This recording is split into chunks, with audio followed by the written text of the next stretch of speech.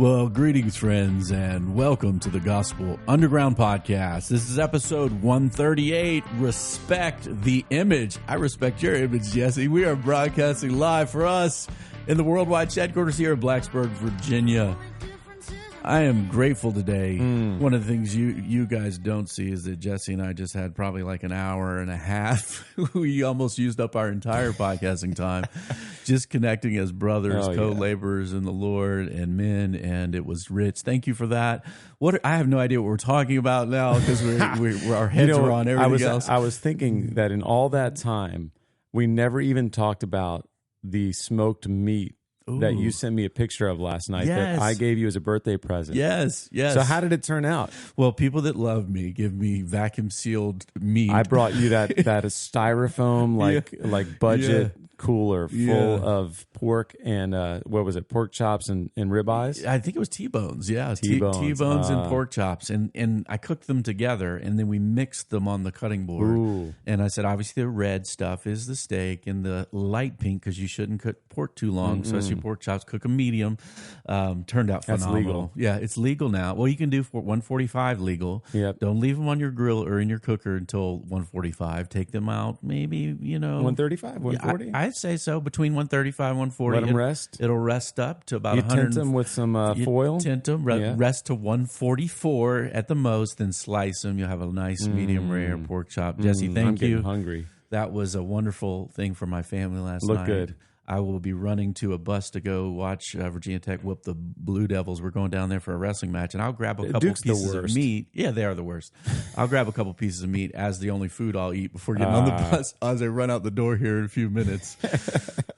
But Jesse, we are grateful, guys, who if you joined us last time. This series and the next are very important. They're kind of get essential DNA of the Gospel Underground. What we're about is how do we relate to people and culture? How do we relate to advance the mission of God in the borderlands, right, where there's people and ideas, and we have a raging culture, right? We have folks popping off at each other all the time. How do we properly, with conviction and courage, live respectfully in this culture? We kind of gave an introduction last time. I'm going to make a little switch. None of you really listened to the order of this series that I laid out at the end of the episode. But we're going to do instead of what I said we're going to do first, we're going to do something different today on image of God theology. Because I think, Jesse, this is absolutely foundational to, like, say, if you're a follower of Christ, and if you come to the question of why should I respect anybody, particularly them people, right? If you got an axe to grind ideologically, if there are people in this world who live as enemies of the cross, the Apostle Paul said that was the case in his day. It is the case in our day. There are haters on Jesus Christ, on Christianity, on the church. There are folks that will try to go after things, right? Do we return insult for insult? Do we just fight fire with fire, so to speak, like many are advising? Or do we crawl away without conviction into a winsomeness jellyfish and not take a stand with convictional realities in our hearts and minds in a world like that? How do we navigate that? Winsome jellyfish is like that's really kind of a pretty good put down. Like, you're just being a winsome jellyfish. You're just being a winsome, just squishy. Yeah, just squishy. We don't want to be squishy. Can we? But we do want to be respectful. Can we be vertebrates? Can we have a backbone? So today we're doing respect the image, and because I want to say to you, if you are a Christian, there is a certain vision of human life. You'd say it's in the area of theological anthropology, what a human being is foundationally, that we must keep in our minds. And even if look, there's a lot of people in this world, if you think about it, that you don't respect, right? Jesse, there's probably somebody in the world you don't respect. Don't name names today here on the podcast. But the issue is, do we respect God? And if so, and this will be made clear in a scripture we share later, if so, do we respect man, humanity, humankind, mankind, who's made in his image? And that's the linchpin. If we start there and we respect God, we fear God, keep his ways, right? We have to respect people who are made in the image and likeness of God, this great biblical language. But look, not everyone assumes that. This is a unique view that followers of Jesus, the Old Testament, it comes from Judaism, Torah, right? There is this particular theology when looking at human beings and what we are that's different, say, than the world around us. There's, I don't know, we can summarize maybe views that are out there in them woods, Jesse. Some people think human beings are just an animal. Some think it's a spiritual animal. And some would say an embodied soul. Those are three views we'll look at. The first one, just an animal, right? You find this in what Western secularism, and by that evolutionary naturalism, we're just evolved jellyfish. We're the highest animal, the highest perhaps, of jellyfishes, perhaps, or not, maybe not even the highest, or one of the more now today in more cautious, humble ways of saying we have an evolved and large brain, right? We have a mechanism in our neurochemistry that allowed us to quote unquote rise, even though there's no up or down in this worldview, allows us to make podcasts, Jesse. Various forms of communism has been state-enforced. Western secularism, evolutionary naturalism as law. We are just, or as some people say, nothing but. Whenever you hear somebody say nothing but, it's nothing but a clump of cells. It's nothing but a, pejorative towards a human being. They're nothing but whenever you hear this, human beings are nothing but animals. You find this taking human beings down from the worldview that, maybe our civilization was built on, that says, no, human beings are high. There's something special. About it. And so you were recounting a story yesterday when we were training some church planting residents together that was pretty funny. And I was talking about how, as someone who preaches regularly, anytime anyone remembers anything you've ever said, it just feels really good. In a sermon. In a sermon, right. And I was in a car with a bunch of teenage boys, my son and his friends, driving him to youth group. And I don't know how we got on the topic of anthropology, man. What are we? Yeah. But my friend Brett's son, Tristan, said, well, man is just a featherless biped with broad, flat nails. And I was looked at him and I was like, is that from my sermon? 4 months ago? And he's like, yeah. And I was like, you are my favorite of my son's friends for remembering that. Now, I told this story, it's kind of famous in philosophy world of Socrates' definition that Plato was teaching. Conveying, right? Yeah, right. was man is a featherless biped. Right. And at the time, Diogenes was the cynic, the father of cynics. And they had I described it as the first rap beef. Right. Before Tupac and Biggie. Right. There was Diogenes in play. Diogenes was kind of, it was famous for being a cynical kind of wisecracker, right? He's the one who walked around Athens with a lantern. And whenever anyone asked him what he was doing, he said, I'm looking for just one honest man. Yeah. Anyway, he heard about this definition and got a chicken and plucked all the feathers off of it and came into the academy and took the featherless biped and said, behold, Plato's man. and I joked that the best Plato could do is say, well, okay, he got me there. So it's a featherless biped with broad, flat nails. Yeah. It's just an animal, basically. Right. We can do better than this, right? With the scriptures, but just an animal, just a featherless biped with broad, flat nails. Obviously, if you look at another person and you just think they're nothing but, a dog or a chicken or just similar, just slightly more complexly organized in neurochemistry, that low view of humanity can translate in how we might treat other bipeds. The second view that's very common is to say man is maybe a spiritual animal. So we're not denying the animal part, but ultimately a spiritual reality. And now this can have various extremes, and certain flavors maybe of Eastern philosophy. You might say the physical world's even an illusion, and all is just one spiritual reality manifesting itself through various avatars and people and chickens, by the way. So Eastern philosophy, a spiritual reality in an animalistic kind of world that we interact with. There's even Christian people like Nancey Murphy, philosopher, I think she's still at Fuller Seminary, who teaches something called non-reductive physicalism. And you might ask, Jesse, why do you know the word non-reductive physicalism? I wrote a paper on Nancey Murphy's non-reductive physicalism. Yeah, I was going to ask for a friend if you could define. Yeah. So the other idea is that physicalism is just matter. Physical stuff is all there is. So it's monistic, not dualistic, not body and soul, but just body, right? But non-reductive in the sense that you won't say it's nothing but, because there are these higher, whatever that means, higher realities that emerge from the physical substrate of humanity, like morality, love, goodness, mathematical truths, that this material thing kind of has come out of it. Don't ask what out means or where come out, because we are nothing but atoms in this view, but at least it doesn't want to reduce us to only that. We want to keep these higher functioning realities of these bipeds as somehow special.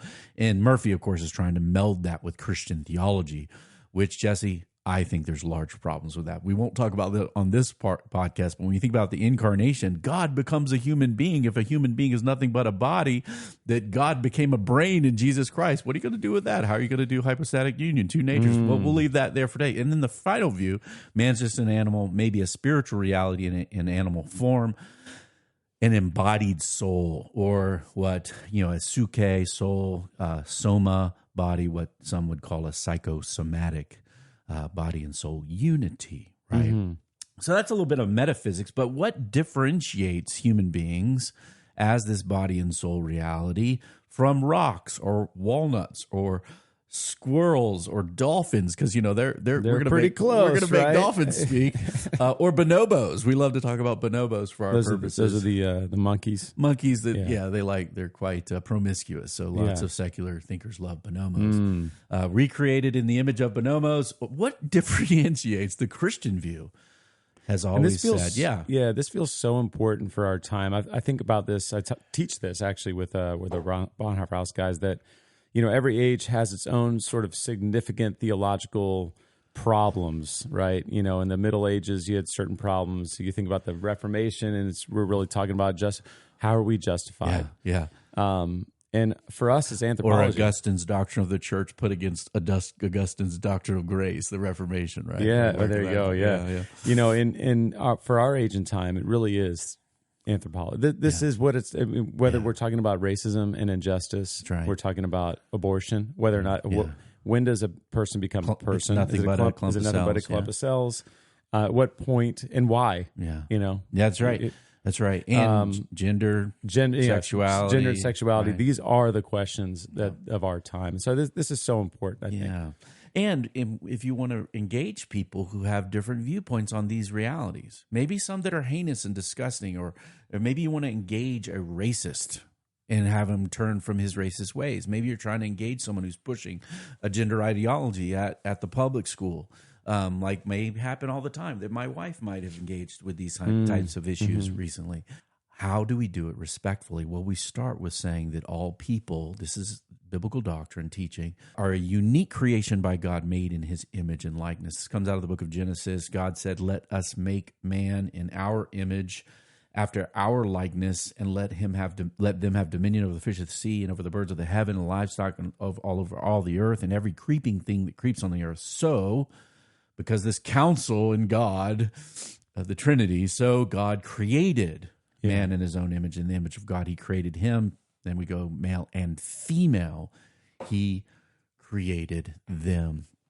Now, we're not going to do the exegetical type thing you might do in a sermon on this text, Jesse, but this is foundational in our view of what another person is. And we'll talk a little bit more about why this is so important in a minute. Or Psalm 8. This is a classic passage in the worship hymnody of the poetry of the Psalms, reflecting upon lots of things, but certainly on what human beings are. When I look to the heavens, the work of your fingers, the moon and the stars, which you have set in place, what is man that you are mindful of him, and the Son of Man that you care for him?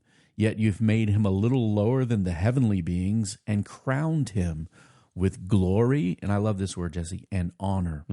You have given dominion over the works of your hand, and you have put all things under his feet. So this not only is reflecting further on image of God, theology that comes from Genesis, but the position of human beings.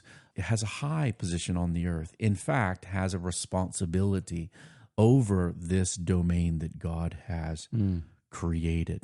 It's like a poetic, contemplative sort of exploration of the creation account, right? There's literal parallels there of the heavens and the stars and then you have the fish of the sea and because we didn't get into that, but verses 7 and on is like over the beasts of the field, the sheep and the oxen, everything that flies in the air, and everything and all the fish of the sea and everything that moves along the paths of the sea. There's just like now man is, David is sitting there going, he's thinking about Genesis 1, but he's also thinking about Yahweh and himself and going, man, himself. this is crazy. Like, what are we? What are we? Yeah. I had some existential experiences as a kid. I didn't grow up in church. I'm not thinking about Christianity and stuff. And I remember taking out the trash as a teenager before my conversion, anything like that. And just thinking, like, I remember looking at my hand, throwing trash in a big trash can, thinking, what in the world is life? It was a weird. This? What is this? I'm this conscious entity doing things, and like, what is it that I'm doing? What is it that I am? And this self-reflection is a key portion of what philosophers would call consciousness, right? Yeah. That we're reflecting upon our own being and nature. And it's right to say, what is this featherless biped launching rocket ships, right? Creating iPhones, doing complex mathematical calculations with our brain that actually correspond to the physical reality of the created world. What the heck are we? That question, when we're asking it, is a good place to be. And if we end up with a dismissive answer, well, nothing but, right?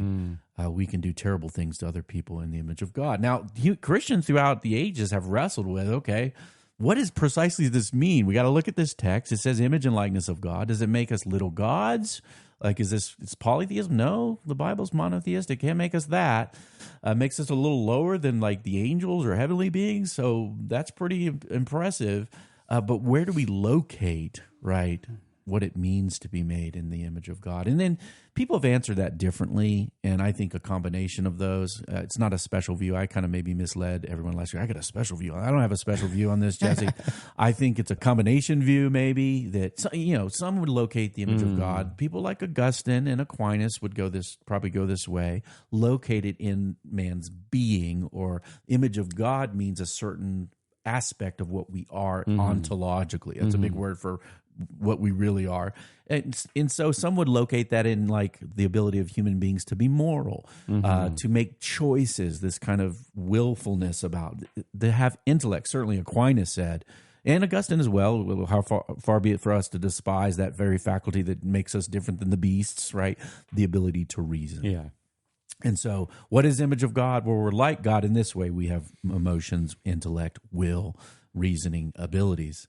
Others who are looking at, the ancient Near Eastern context of the Bible, and particularly the book of Genesis, right, have looked at how maybe this idea of images were used in the ancient world. Like, for instance, a king in the ancient world who wanted to expand his dominion, like I rule in Blacksburg, and I'm here sitting on a throne in Blacksburg.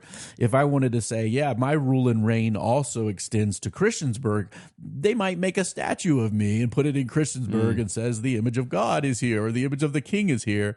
What he's doing here has now dominion under him. And so this idea of vice or secondary regency or rulership, that this is something, the image of God, something that it's a responsibility that we do functionally, right? We do functionally. And even in that Genesis passage, let them have dominion over. Let them, he is establishing us as his vice regents. That's right. Yeah. He puts little vice regents, male and female, on the earth to have dominion, to care, steward, and rule over creation, as in the stead of God. God creates this realm and extends his leadership, rulership, regency to human beings uniquely.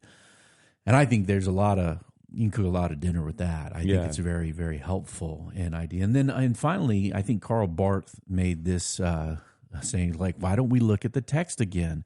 What are we doing with this male and female aspect? And he said this nature of male and female together they make up the image of God. And we're going to say, well, it seems like individuals are also image of God, not just a pairing or a male-femaleness.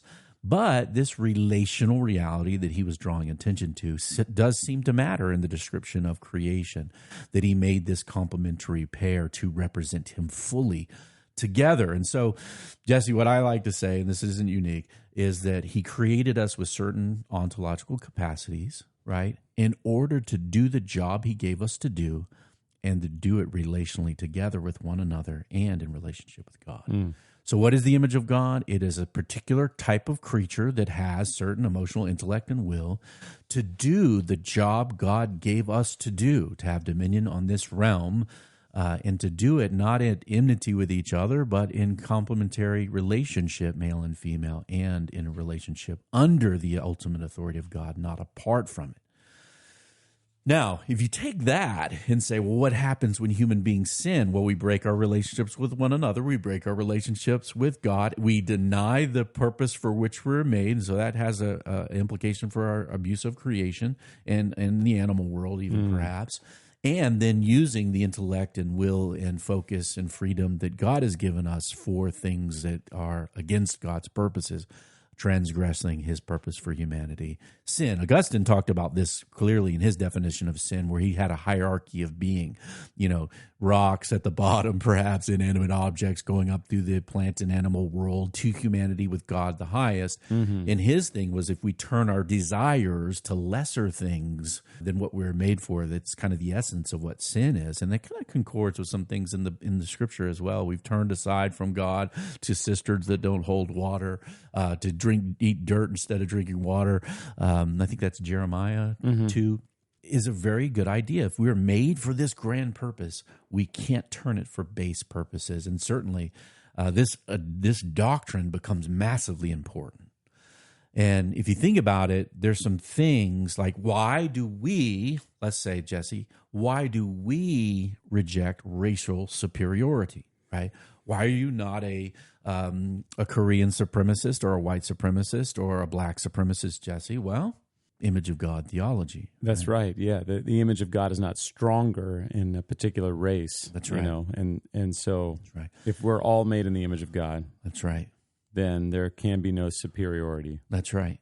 And you look later in the New Testament, from one man he made every nation on the face of the earth, and this is Acts 17, established the time and places for them. Why do we reject the strong killing the weak? Yeah, that's right. Because of the image of God. Because the image of God is not dependent on our function or our strength or what we can contribute to society. That's right. And this was the project, right, of early 20th century, probably late 19th century, early 20th century eugenics. Yeah. Let's eliminate the weak. If you match this with Darwinism, right, we have a rejected doctrine. Thankfully, secular people reject this. Everybody rejects social Darwinism, right, that we want the strong to emerge and get rid of the weak, the poor, the infirm, the diseased, the invalids, right? And the Nazis took up this project. Let's get rid of certain kinds of people, the strong killing the weak. Why do you reject that? It's the law of the jungle. We're just evolving. Shouldn't we evolve to a higher history, like Nietzsche said? Shouldn't we do that? Why not? Why shouldn't we eliminate certain bad people? Look at what people are doing with conditions, the chromosome abnormalities, let's just get rid of those before they're even born. And so we don't have to deal with these kinds of people anymore. Why do we reject that? Well, if you're just an evolutionary naturalist, you need to ask yourself that question. Why do you reject? Well, we reject it because every being, even if their chromosomes are even if they have Down syndrome, we see them as made in the image and likeness of God. And it isn't just because of their cellular makeup. It's what God has placed there in dignity and honor. Why do we think unequal treatment under the law? Why do we think all people are created equal? Well, this is because God made us as a unique image in the world. And why do we protect the unborn, the sick, the unwanted? No human being is trash in a theology that says God has crowned human beings with dignity and honor. So I just want to say as strong as you can, if you're in your raging culture, we have no right to disregard or disrespect other human beings. But we do, Jesse, and let's just call it sin, right? Yeah. If we think we say, oh, that guy's trash, that is a sinful motion of our souls. Now, some may bring up, and I've got some theological friends who would bring up maybe the fall. What has the fall done to the image of God? Are we now not image of God because of the fall? Has the fall erased? Has the fall erased the image of God? Yeah. What do you think about that? What do you think about that? Yeah, no, I mean, I think about it more like defacing than erasing, right? Like, graffiti on a beautiful, marble statue, right? It's like, well, I can still see the value is still there. It's not gone. It's not gone. Kind of messed up. Yeah. Like we are. Yeah, I think I had a theology professor. I can't remember. I've heard Norman Geisler say it. I've heard Bruce Ware say it, who's at Southern Seminary. The image of God is effaced but not erased. Okay, yeah, that makes sense. Effaced but not erased. And this is, we have textual. If you're, we're Bible guys, right? And effaced is like faded, tarnished, marred. Yeah, okay. How much of does the fall affect the image of parts of what it means to be human? That's debated, right? Usually because Thomas Aquinas in the Middle Ages said that the fall affected the will much more than it affected the mind or the ability. So the debate about the noetic, from the Greek word noetic effects of sin. Can human beings think right anymore? We're not going to get into whether there's fallen logic and redeemed logic. Obviously, there are fallen starting points for reasoning and or maybe sanctified starting points for reasoning that can end up in different places. But we're not getting into that today, Jesse. But post-fall, Genesis 9, right? This is like after sin, after some judgment of God, even in the book of Genesis. And this is Genesis 9, 5, and 6. And for your lifeblood, I will require a reckoning. From every beast, I will require from man. From his fellow man, I will require reckoning for the life of man. Whoever sheds the blood of man, by man shall his blood be shed. For God made man in his own image. Now, we're not debating capital punishment today. Right. This is a verse people talk about. We're not talking about that today. But this is God, speaking to Noah. Yes. This is like a pronouncement of God saying, "This is why." Yes. Yep. And what would you say a reckoning is? Judgment. He lays it out, right? The lifeblood for the lifeblood. That's right. You don't kill people. This person is made in God. Why? Well, because it's a bipedal bonobo. Don't kill him. No, God says God made man in his own image. This special creation is not yours to take. Like people say, you're playing God. Well, that's what it means. We're not over life, right? We're not the ones who are the ones who get to just kill people with impunity. There's a reckoning, right? Jesus reiterates this in the Sermon on the Mount when he even was trying to get to the heart of human beings and not simply our actions in Matthew 5, where he's talking about murder. You have heard it said of those old, you shall not murder, right? He's going back to the summary of the law, the Ten Commandments. Whoever murders will be liable to judgment, a reckoning. But I say to you, to everyone who is angry with his brother will be liable to judgment. Whoever insults his brother will be liable to the council. And whoever says, you fool, or man, screw that guy, will be liable to the hell of fire. So what Jesus does, obviously, is beautiful, devastating, convicting, that it's not just me going and, knifing somebody, like I'm in London trying to kill somebody, or shooting somebody like you would in Texas, Jesse. I was wondering, the London thing, like, do they just knife people over there? But I get what you're saying. But what happens we do have guns. Yeah. I don't. You might. You probably do. Well, let's just keep that to ourselves. But what does it mean when it's in us, this murderous intention, the motion of the inner man ends up external murdering someone? And Jesus is saying, well, he's not saying being mad is the same as killing folks, but he's saying before God, it is the motion of the soul that's liable for the same judgment. And we have murderous hearts often, and we need to come before God with that as knowing sin, because we're doing the same thing to the image of God, maybe mentally, maybe intellectually, maybe soulishly, which then, sadly does happen when it gets to the outside and into actual actions. Jesse, there's a reckoning. We don't treat people like trash. Human beings aren't throwaway. Yeah, and even that idea of like, even the part of our soul that just in our heart says, I wish he was dead. Yeah. That's wrong, because he or she is carrying the image of God. Yes. Like only God has the right to give and take away life. That's right. And so even it's not so much that Jesus was just saying like, hey, actually it's a lot harder than you think.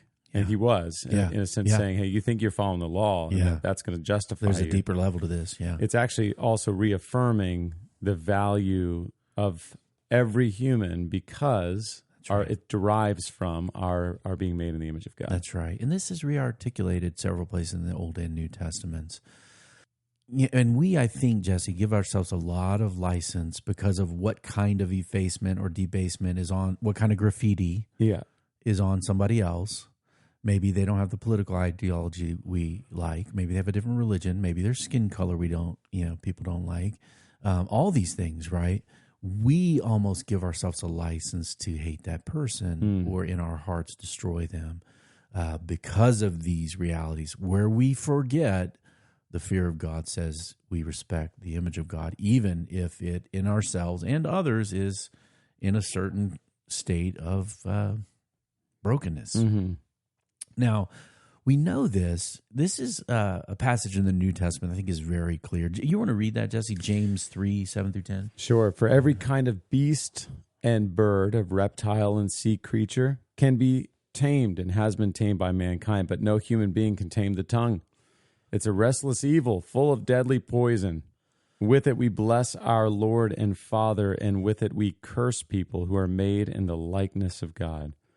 From the same mouth come blessing and cursing. My brothers, these things ought not to be so. Gosh, when I've read certain things in social media battles, or just heard people talk to each other, it's like, or heard myself talk to my wife at times, right? Mm-hmm. How we do this. James he's such a clear pastor, James of Jerusalem. How do you bless God and then curse people made in his image? And then curse his image. Yeah. He's just saying it shouldn't be. Shouldn't be. Double-tongued. It shouldn't be, right? And I came across this, Jesse, in the Old Testament, one of the more ancient books. It's kind of a philosophical treatment through narrative of the issue of suffering and God's sovereignty, even providence over all things, good and bad in human life. And Job, many times this character in the story, Job, this man, makes this defense of himself. And when he does so, he appeals to, hey, I'm not just this guilty evildoer. And what he appeals to are his action towards image bearers, right? He says, did not he who made me in the womb make the other, make him also? And did not one fashion us in the womb? If I have held anything from the poor that they desired, or caused the eyes of the widow to fail, or have eaten my morsel alone, and the fatherless has not eaten of it? For from my youth the fatherless grew up with me as with a father, and from my mother's womb I guided the widow. If I've seen anyone perish for lack of clothing, or needy without covering, if his body has not blessed me, if he has not warmed me with the fleece of my sheep, if I have raised my hand against the fatherless because I saw my help at the gate, then let the shoulder blade fall from my shoulder, like judgment fall upon him, and let my arm be broken from the socket. For I was in terror of calamity from God, and I could not have faced his majesty. And this is in a long context of a narrative, right? But he's saying, hey, I treated even those who are the least and the vulnerable amongst human beings with this kind of equality and with respect and care and dignity, because he knew, did he not make him too? And I think because of this human dignity, right, even with folks that are doing evil things, should bring a sense of sorrow. Yes, anger at times. Because why? Not simply because this evil act has happened, but both sides of evil actions, like the worst you can imagine, are images of God broken, falling. It's a tragedy. It is a calamity because of the fall of sin.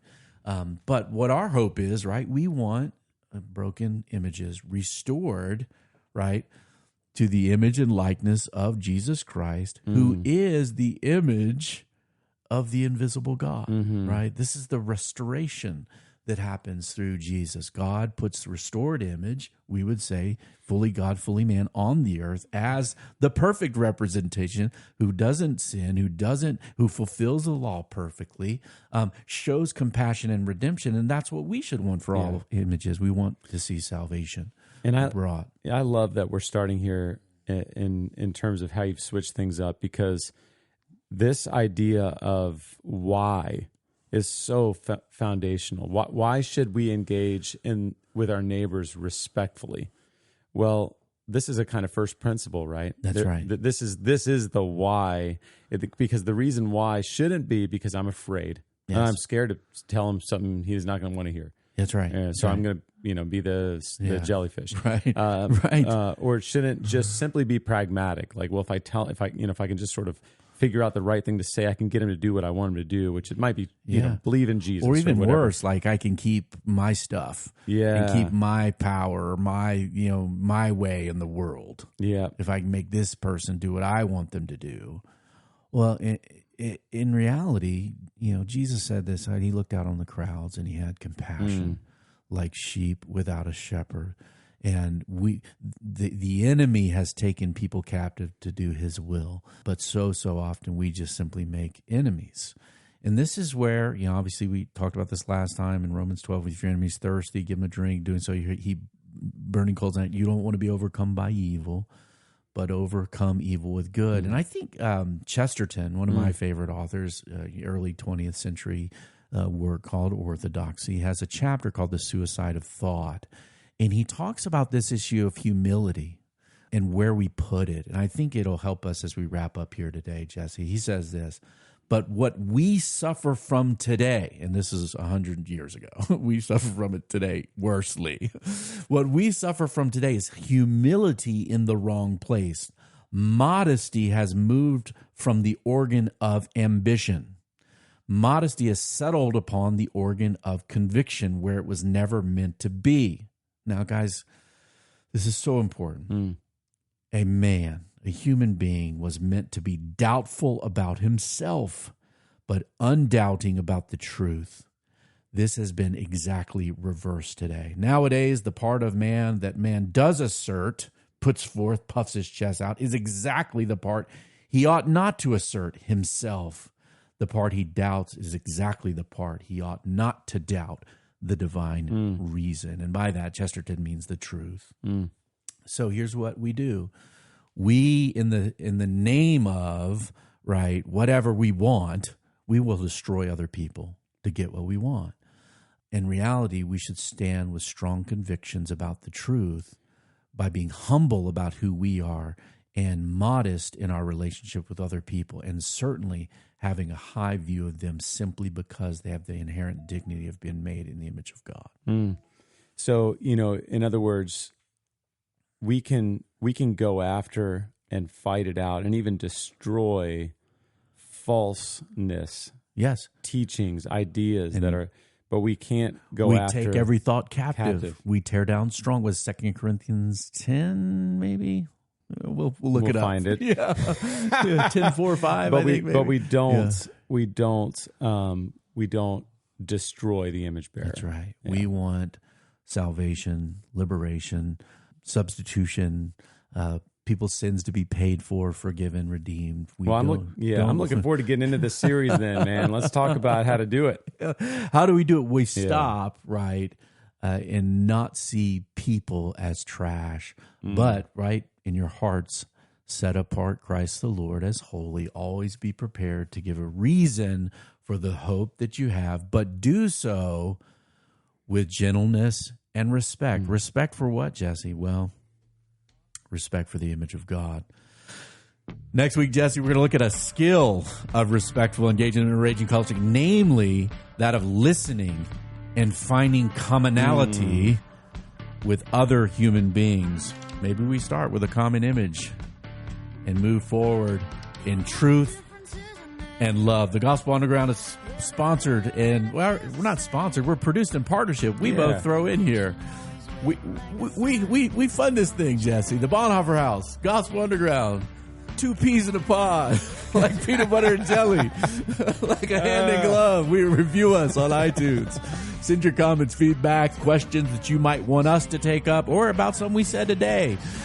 Get us on the right verse in 2 Corinthians that we will do in a minute, Jesse. Send those comments to info@gospelunderground.org. We are a dialogue taking place in the borderlands between the church and culture. I want to see you out there.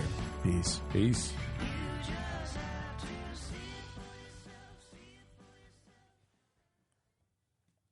You were right. 2 Corinthians 10:5. Is it? Okay, good. I had to look it up, though. Good. I had to do a quick... Do the Google real quick. Do the Google. Well, good. I didn't butcher it.